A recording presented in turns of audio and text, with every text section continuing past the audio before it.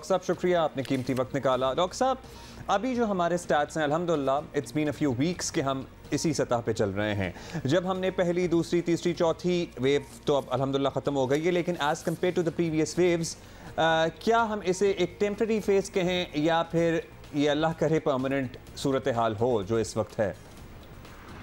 अल्लाह करे परमानेंट हो, लेकिन ये मैं आपको बताता चलूँ कि अभी चूँकि हमारी जो वैक्सीनेशन है वो तकरीबन जो हमारी एलिजिबल पॉपुलेशन है 12 साल से ज़्यादा लोगों की, वो उसमें 25% हो चुकी है मुकम्मल। लेकिन मैं समझता हूँ कि आइंदा आने वाले दिनों में हमें ये ख्याल रखना होगा कि कहीं एक 5वीं वेव ना आए। उसकी वजह यह है कि अभी अगर आपकी 1/4 पॉपुलेशन जो है वो वैक्सीनेट है, चलें कुछ वैसे बीमारी की होने की वजह से इम्यून हो चुके होंगे, लेकिन इसका मतलब है कि अभी एक पॉपुलेशन हमारी आबादी का एक तनासुब मौजूद है जिनको ये इन्फेक्शन लग सकती है। और जैसे आपने ख़ुद बताया, तादाद तो बिल्कुल डेफिनेटली कम हो रही है, शुक्र है केसेस की, लेकिन केसेस मौजूद हैं। तो अगर बदएहतियाती बरती जाए तो फिर जाहिर है केसेस फैल भी सकते हैं, जो कि बढ़ भी रही है। अच्छा डॉक्टर साहब, ये भी डिसाइड अब तक तो बिल्कुल असेस हो चुका होगा कि vulnerable parts of the society कौन से हैं, ख़ासतौर पे अगर हम वैक्सीनेशन की बात कर रहे हैं। अब लकीली चूंकि हमारे नंबर्स आर कमिंग डाउन, तो हमें वैक्सीनेशन ड्राइव को बहुत ज़्यादा स्ट्रॉन्ग कर देना चाहिए। कोई आइडियाज़ आपके पास जहां हम लोगों को और माइल कर सकें, अभी तक जो रिलक्टेंट हैं, नहीं लगवा रहे, कि वो भी इस तरफ आएँ? बिकॉज अभी वही लोग रह गए जो जिनका दिमाग नहीं बन पा रहा, उनको नहीं, हम भी कन्विंस नहीं कर पा रहे। अच्छा देखिए, रोज़ाना हम आजकल तकरीबन 7.25 लाख 7.5 लाख के दरमियान वैक्सीनेशन कर रहे हैं। हम तो चाहते हैं ये 10 से 15 लाख से ज़्यादा हो रोज़ाना की वैक्सीनेशन, ताकि हम अपना हदफ मुकम्मल करें और इस चीज़ से फारिग हों।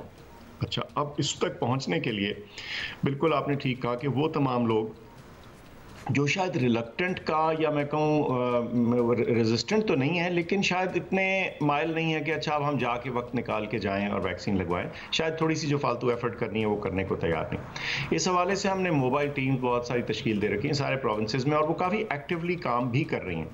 लेकिन एक और सेक्टर है जो मैं समझता हूँ जिसमें अभी हमें थोड़ी तेज़ी करने की ज़रूरत है, वो स्कूल्स हैं। 12 साल से ज़्यादा उम्र, 12 से 18 की एज के लिए हमने खुसूसन वैक्सीन भी वो एलोकेट भी की और उसकी अप्रूवल भी दी।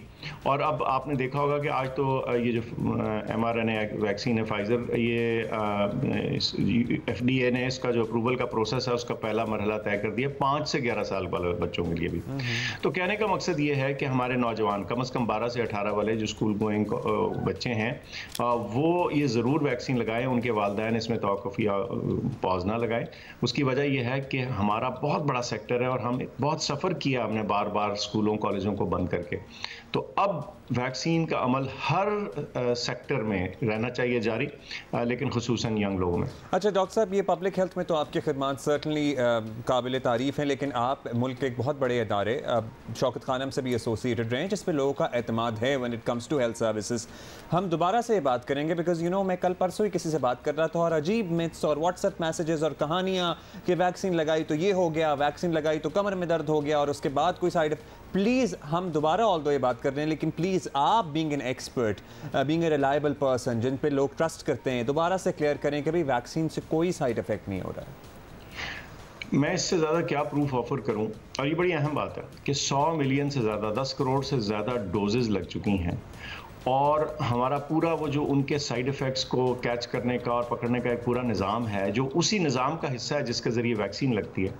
और उसमें छोटे मोटे साइड इफ़ेक्ट्स के अलावा शुक्र है हमें कोई भी ऐसी इतला नहीं किसी ऐसे सीरियस इफ़ेक्ट की जिसको हम वैक्सीन के ज़िम्मे लगा सकें। अब इससे क्या प्रूव होता है? इससे प्रूव होता है कि अगर 10 करोड़ लोगों को 10 करोड़ डोजेज़ लगती हैं तो उसके बावजूद चंद छोटे मोटे साइड इफ़ेक्ट्स के अलावा कुछ और नहीं, तो ये फिर एक सेफ़ वैक्सीन है। और एक नहीं, जितनी भी हम वैक्सीन इस्तेमाल कर रहे हैं तमाम तर जो हैं वो शुक्र है सेफ्टी की कैटेगरी में आती है। तो इस बारे में हमें अब परेशानी नहीं करनी चाहिए। अगर हम सिर्फ यही ढूंढते रहें कि ज़ीरो रिस्क, तो वो फिर ज़ीरो रिस्क तो जीने का ही नहीं है। वो तो जहाँ आप तो घर से बाहर निकलेंगे तब भी रिस्क है, वो तो गाड़ी चलाएंगे। सर पानी का ग्लास भी पिए, खुदा न खास्ता वो कंटेमिनेटेड हो तो उससे भी तबीयत खराब हो सकती है। तो इसलिए इस किस्म की बातों से हमें अब आगे निकल जाना चाहिए। काश ये बातें ज़रा ज़्यादा आसानी से लोग समझ सकते हैं।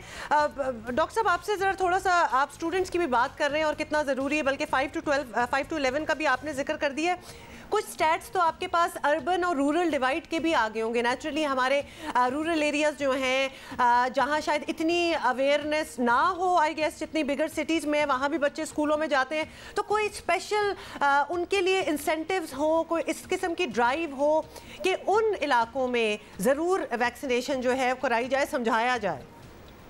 बिल्कुल जी।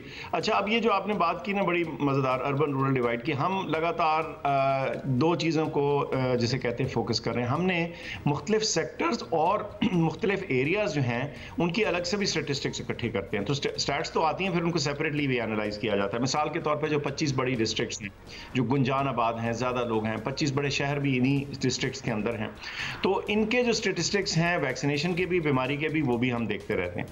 तो हमारा, और वहाँ ज़ाहिर सिचुएशन बेहतर है। अब इस्लामाबाद जैसे शहर में अब जो बेशतर पॉपुलेशन है, मेजॉरिटी यानी 2/3 से ऊपर जो है वो वैक्सीन लगवा चुकी है। लेकिन कुछ ऐसे शहर भी हैं तमाम सूबों में जो थोड़ा सा ट्रेल कर रहे हैं, जो पीछे हैं। और हम कल ही मीटिंग हुई तमाम चीफ सेक्रेटरी साहिबान से और उनके सारे स्टेटिस्टिक्स उनके सामने रखे और उनको कहा कि अब आपने खुसूसी फोकस करना है उन जगहों पे जहां ये चीज़ ट्रेल कर रही है, यानी जहां ये स्लो चल रही है। तो उसके ऊपर भी काफ़ी एफर्ट जारी है और हम एक पूरा जिसे कहते हैं ना वैक्सीनेशन की जो ऑब्लिगेटरी रिजीम है और इंसेंटिवाइज कर रहे हैं। और हम कह रहे हैं कि देखें इससे फ्री, और सबसे बड़ी बात ये फ्री वैक्सीन है। मैं ये भी आपके प्रोग्राम के हवाले तवसत ये कहना चाहता हूँ कि अगर कहीं कोई आपसे पैसे ले रहा है, माँ सिवाय उस सिचुएशन के जहाँ ट्रैवल के लिए वो एक इजाफी डोज ले रहे हैं, सिर्फ उसके 1270 रुपए दे रहे हैं, उसके अलावा किसी को भी चार्ज नहीं आपको कर रहे होना चाहिए। कई दफ़ा मैंने ये भी सुना है ओकेजनली कि कहीं कुछ लोगों को गुमराह करने के लिए कहते हैं कि जी ये तो पैसे दें, तो किसी भी सूरत नहीं, ये फ्री वैक्सीन है, हुकूमत पाकिस्तान ने खरीदी है या थोड़ी सी एक प्रोपोर्शन हमें कोवैक्स के थ्रू आई है, कुछ चीन के थ्रू। तो इसमें प्लीज इसका इस्तेमाल कीजिए, ये आपके लिए हुकूमत ने एक तोहफा खरीदा है और आपके और हमारे माशरे के बचाव के लिए है। तो बिल्कुल डॉक्टर साहब, हम भी अपने शो पे बार बार बल्कि बहुत महीनों से यही कह रहे हैं कि बिल्कुल मुफ्त है और अच्छा, इसीलिए लोगों का की डॉक्टर साहब बात कर रहे हैं तो सर्टेनली हम अपनी भी बात कर रहे थे, हम आप भी बात कर रही थी कि हम वो जो बूस्टर है वो लगवाना चाहते हैं, तो उसका क्या तरीका कार होगा डॉक्टर साहब, वो प्लीज वाजे कर दें। अगर 6 महीने हो गए हैं तो हम किसी भी वैक्सीनेशन सेंटर पे जाके पैसे दे के वो बूस्टर लगवा सकते हैं क्या? अच्छा, एक तो हम उसको बूस्टर नहीं कह रहे हैं, हम उसको ये कह रहे हैं कि वो आपकी एक एडमिनिस्ट्रेटिव या ट्रैवल रिक्वायरमेंट है, आपकी मजबूरी है, आपने ट्रैवल करना है, काम ट्रैवल नहीं करना तो नहीं लग सकता क्या? उसके अलावा हम नहीं रेकमेंड करें, उसकी वजह बताता हूँ। देखिए, इस वक्त हमने, जैसे मैंने अर्ज की कि आप अभी अपनी एलिजिबल पॉपुलेशन की 1/4 को कवर कर चुके हैं। इसका मतलब है कि 75% लोग बाकी हैं जिनको आपने वैक्सीन लगानी है। सही है। तो हर वैक्सीन की डोज जो है वो प्रेशियस है, वो कीमती है, कीमती से मुराद उसकी अहमियत है। तो क्यों ना उस जगह लगाई जाए, उस शख्स को दी जाए जो कि बिल्कुल निहत्ता है, जिसने प्रोटेक्शन हासिल ही नहीं की। मैं और आप अगर वैक्सीन लगा चुके हैं तो हम इजाफी डोज लगाएंगे तो थोड़ा सा और ऐड हो जाएगा, उसका कोई फायदा, लेकिन ज्यादा फायदा उसको है जो जीरो पे बैठा हुआ। चलो, ये भी बड़ा thank you for making clear कि अगर आप ट्रैवल रिक्वायरमेंट है तभी आप वो लगवा सकते हैं। डॉक्टर साहब, आप हमारे साथ हैं, कोविड की तो हम बात कर रहे हैं और अल्हम्दुलिल्लाह बड़ी खुशी होती है कि सारों की मेहनत से ये बड़ा कंट्रोल टाइम पे आ गई है, चीज़ उस नहज पे पहुंच गई है। डेंगू की ज़रा हम आपसे बात करना चाहते हैं। डेंगू हमें बहुत आउट ऑफ कंट्रोल, मतलब अगर कंपैरिजन में नंबर्स देखे जाए तो डेंगू तो बहुत ज़्यादा आउट ऑफ कंट्रोल हो गया है एंड उसका एहतियात भी उस तरह एडवाइजरी भी नहीं जा रही जितना हम लोग शो पे बैठ के थोड़ी सी बात कर सकते हैं। एंड ऑफ कोर्स लोगों को पिछले कुछ सालों से भी याद है कि किस तरह अपने आप को बचाना है, तो इस पे भी थोड़ी सी कंसंट्रेशन नहीं होनी चाहिए कि इसकी भी थोड़ी सी बात की जाए और जो भी मेजर्स हैं जो लिए जा सकते हैं इसको कंट्रोल करने के लिए वो भी किए जाएं। बिल्कुल जी। अब डेंगू भी एक और वबा है, लेकिन उसका जो सारा तरीका है फैलाव का वो फ़र्क है, वो मच्छर के ज़रिए आती है। तो उससे जो बचाव के तरीक़ाकार हैं वो किसी हद तक कोविड के से फ़र्क हैं और हटके हैं, तो उसके ऊपर खुसूसी तवज्जो बिल्कुल होनी चाहिए। कुछ हो भी रही है, ये भी मैं आपको बताऊं कि अगर शुरू में कुछ थोड़ी जैसे कहते हैं स्लोनेस थी भी स्प्रेज की और डेंगू के ऊपर फोकस की, तो वो थोड़ी बेहतर हुई है। लेकिन ये बताता चलूँ कि डेंगू में अभी मेरे ख्याल से हमें हर सीज़न से पहले तैयार होना चाहिए, और जो वो हम सारे प्रोविंसेस जो हैं वो लार्वा वगैरह जाके देखते हैं, उनका एक मैकेनिज्म है, उसको ढीला ना छोड़ें। कई दफ़ा पता क्या होता है, ये जो पब्लिक हेल्थ का सारा मसला है ना, ये एक तरफ को लगा होता है। कई दफ़ा हमें पोलियो की एफर्ट चल रही होती है, अभी आगे मीजल्स की वैक्सीन आ रही है, कोविड तो चल ही रहा है, तो उस दौरान में मुमकिन है कि कुछ डाइल्यूशन हुई हो एफर्ट की। लेकिन आपने देखा पाकिस्तानी जो है ना, एक दफ़ा हम कुछ करने पर आ जाएँ तो फिर हम बड़े जिसे कहते हैं जज्बाती हो जाते हैं और उसको अच्छे तरीके से कर लेते हैं। कोविड में भी देख रहे हैं आजकल, और आजकल मैं कहने लगा था क्रिकेट भी आपके साथ।